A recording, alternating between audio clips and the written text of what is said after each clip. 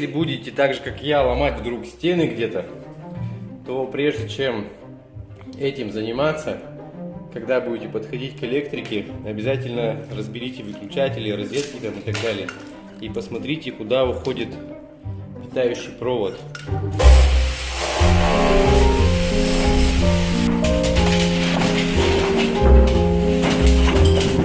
Приветствую вас, друзья! Как вы видите, завез я сюда уже кучку инструмента. Это еще не весь, еще пригодится другой мне, но в дальнейшем я его привезу. На первое время мне вот этого будет достаточно. Начинаем заниматься нашей старой квартирой, превращать ее из такой стопроцентной бабушкинской квартиры в нормальную, хорошую, современную. Какую она получается? Там евро двушка, наверное, да? Поправьте меня в комментариях, если что. То есть у нас получится совместная кухня-гостиная и две отдельных комнаты. Соответственно, будем сейчас все переделывать, делать современную квартиру, как я уже сказал, со всеми удобствами, со всеми необходимыми коммуникациями и так далее. Все, что, в общем, современный мир, современная действительность нам несет, да? Начнем в первую очередь ломать стены, ломать проемы, которые нам не нужны, их будем зашивать и возводить, соответственно, новые стены. Будем ломать стены и вырезать проемы там, где у нас будут новые двери. В общем, а там дальше постепенно перейдем к следующим этапам. Все буду показывать, все буду рассказывать. Где-то, если что-то там потребуется более подробно, покажу более подробно. Ну а так в целом просто рабочий процесс, который будет идти и как можно быстрее. Поехали!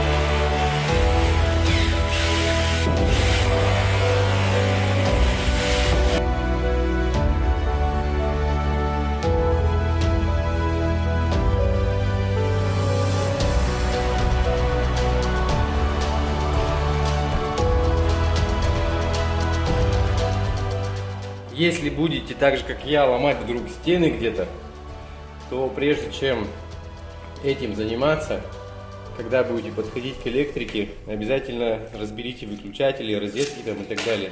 И посмотрите, куда уходит питающий провод, чтобы случайно его не закоцать. То есть даже если вы его будете менять, как мы, допустим, будем делать здесь новую проводку, но козы никому не надо, поэтому разобрали, посмотрели, вот видно, что он уходит вверх, то есть до этой линии можно долбить вообще спокойно, а дальше будем аккуратно и смотреть, как он там по стене идет.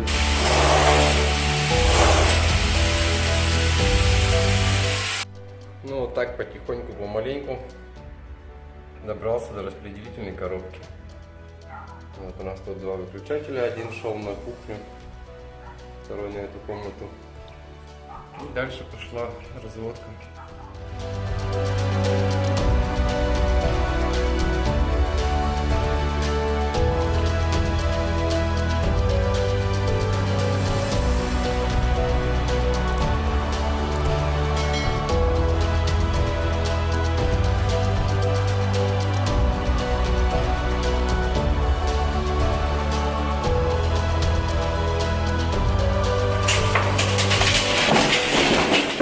Каких-то 8 часов работы и все готово.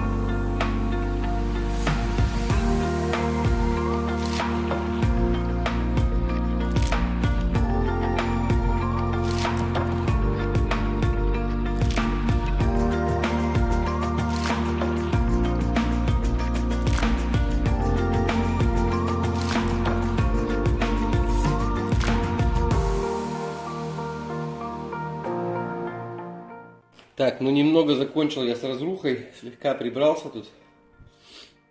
Вот у нас здесь была эта стена. И очень удачно после ее снесения мы здесь видим лаги пола. Вот они у нас идут. И это очень-очень хорошо, потому что в дальнейшем они нам пригодятся. Но об этом уже в следующих видео.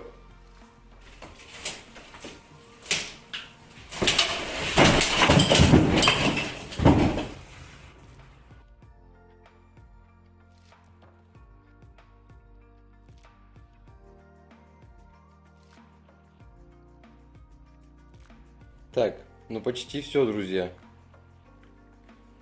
Тут сломал все.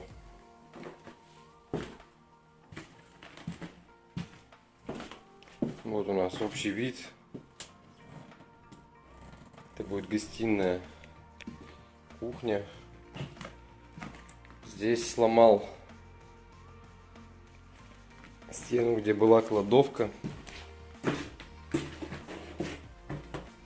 Полный коллапс, короче, тут происходит. Сюда вот, где линия идет, очерченная, сюда, по идее, встанет дверь в детскую. И она вот так у нас сюда пойдет. Осталось снести вот эту стену и часть вот этой. А тут потом построить новую.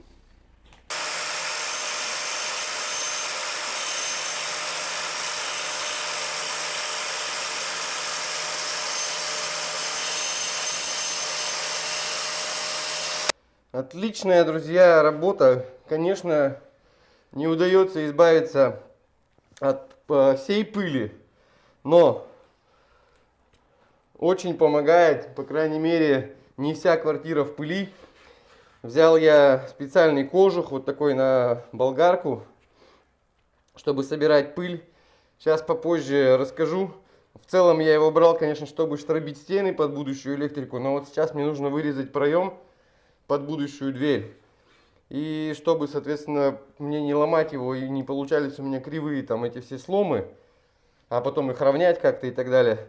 Сейчас я пропилю с двух сторон и аккуратненько эту стену сломаю.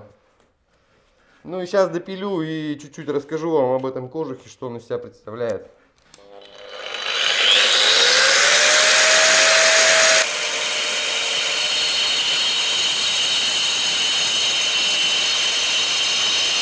Так, сам кожух для болгарки, вот так он выглядит. Механик называется, кто производитель, я не знаю, в общем. На самом деле и не особо интересовался. Подходит от 115 до 125 диаметра. В общем, здесь у нас болт с ручкой, соответственно, для крепления уже к родному кожуху болгарки. Тут патрубок съемный, и к тому же он поворачивающийся. То бишь, очень удобно, если вы держите болгарку, например, так, у вас подключен пылесос, если вам надо ее развернуть, чтобы шланг пылесоса вот не таким образом болтался у вас, вы просто кожух этот поворачиваете, патрубок вернее, и у вас шланг опять же от пылесоса идет вниз, ну, облегчает, в общем, это работу. В общем, почему купил? Стоит он 1400 где-то там рублей, 1400 с копейками. Брал в Мерлене, ссылочки на него оставлю в описании под этим видео. Почему купил? Сначала думал, конечно, сделать самостоятельно подобное устройство. Посмотрел видосы другие, там, как люди делают. В основном все используют 45-й угол обычной этой водопроводной трубы, канализационной вернее. Вот. Кто-то приматывает скотчем, кто-то приматывает изолентой, кто-то еще чем-то там приматывает, кто-то крепит как-то кожуху, к родному кожуху болгарки на саморезы и так далее. В общем, в принципе, конечно, такая система тоже работает, и она, ну, оправдывает себя, так скажем, и при этом стоит копейки. Но вот эту штуку взял, просто снял, допустим, и убрал, когда она не нужна. Если я что-то просто режу, там металл какой-то и так далее, мне всасывание пыли и так далее, вот это не нужно. Если у меня будет примотана вот эта канализационная труба на изоленту или на скотч, то она все равно так или иначе будет мешаться. Поэтому каждый раз ее отматывать, потом каждый раз перематывать, когда нужно снова ее использовать. Самый, конечно, простой вариант, когда она на саморезы прикручена, но из-за того, что там опять же пластик, я думаю, рано или поздно эти саморезы его сломают. Конечно, стоимость этой трубы там реально копейки, ну вот угла этого самого. И можно купить новую снова, там присверлить ее, прикрутить ее на эти же саморезы. Ну, в общем, я за удобство использования, тем более, что штробить мне тут много, в дальнейшем где-то еще пригодится, поэтому 1400 рублей, думаю, не такая великая цена, плюс вот эти удобства, что можно реально повернуть там в каком-то нужном направлении, что он подходит под разные болгарки, соответственно, и, в общем, по мне цена оправдывает себя. Так, ну и теперь посмотрим, как он крепится. Здесь на кожухе у нас есть специальные уши, такие простенькие, которые заводятся в родной кожух болгарки. Ну и винтом, соответственно, зажимаются потом. Очень простая установка. Завели уши под кожух, выставили нужный там вам угол какой-то. Я ставлю в стандартном вот таком положении. И просто винтом притянули. Все, он никуда не денется, не поворачивается. Патрубок, как я уже говорил, можно туда-сюда вертеть. Для удобства подключения пылесоса подключаем сюда строительный пылесос. Для небольшой какой-то резки бетона там или камня можно, в принципе, использовать и бытовой, но долго, конечно, не используйте. Лучше все-таки подключать строительный пылесос. Еще, чтобы уменьшить количество пыли, можно вот эту часть замотать малярным скотчем. Тогда отсюда будет еще меньше идти, и большая часть пыли будет уходить в патрубок. Ну и процесс использования. Начинать пилить нужно от места, где идет всасывание воздуха. То есть не вот отсюда начинаем пилить, иначе вся пыль пойдет куда угодно, но не в пылесос. А именно вот отсюда. Когда начинаете пилить отсюда, сразу поток всей пыли устремляется в этот патрубок и уходит в пылесос. Вот такие дела. Еще раз повторюсь, ссылки на этот кожух оставлю в описании под этим видео. Если вам необходимо, переходите, заказывайте. А мы поехали дальше. Да, друзья, работенка, скажу так себе, но всю основную работу я сделал. В общем, получилось у нас 50 мешков мусора. Здесь мешки, тут мешки. Вот такие куски стены, просто отвалившиеся большими пластами. Куча дерева от дверных коробок и от перегородок.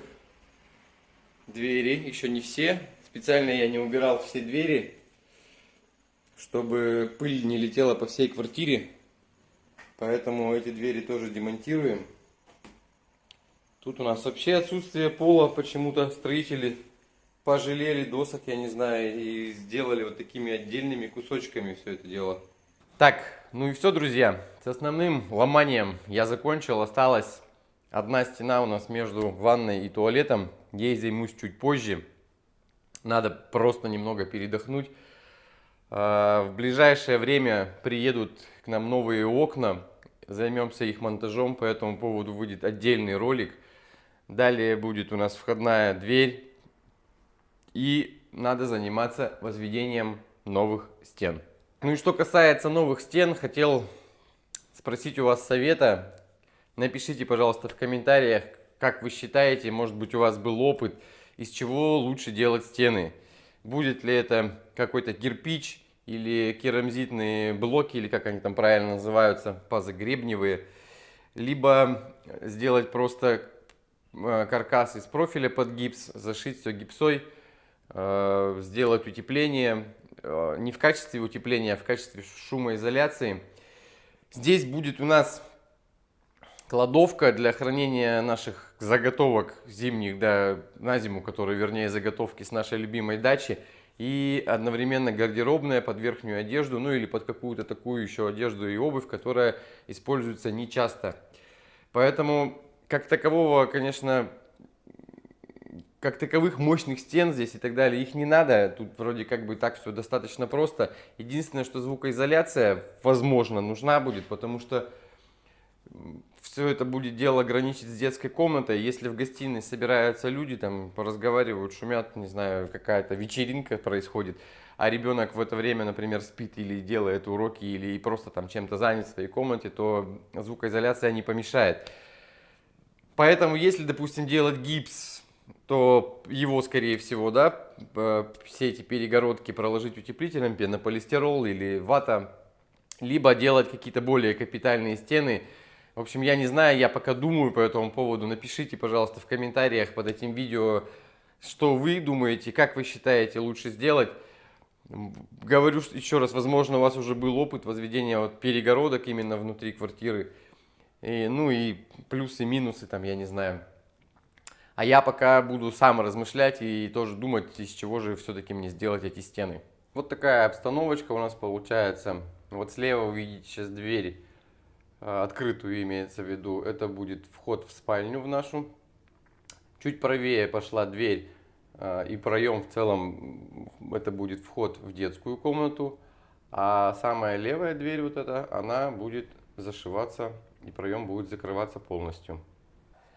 Так, ну и чтобы было у вас понимание того, что здесь будет в будущем и какая квартира была перед этим, потому что, ну, обзор, конечно, я делал, вот этот общий, но, может быть, там не совсем понятно. В общем, вот план БТИ, какая квартира была. То есть у нас получалось 3 отдельных комнаты, которые были связаны между собой по кругу. Раздельный санузел, отдельно кладовка большая или тамбур, две маленьких кладовочки или встроенные шкафы, как написали в комментариях, кухня. На этом все. Ну и мы с Олесей накидали такой простецкий 3D план, как будет квартира выглядеть в будущем, с расстановкой мебели какой-то там минимальной уже, в общем, чтобы и для себя представлять, как это будет, чтобы проще было воплощать в жизнь мечты, как говорится, но при этом не выдумывать их в голове, а видеть наглядно, что и как получается. Итак, смотрим.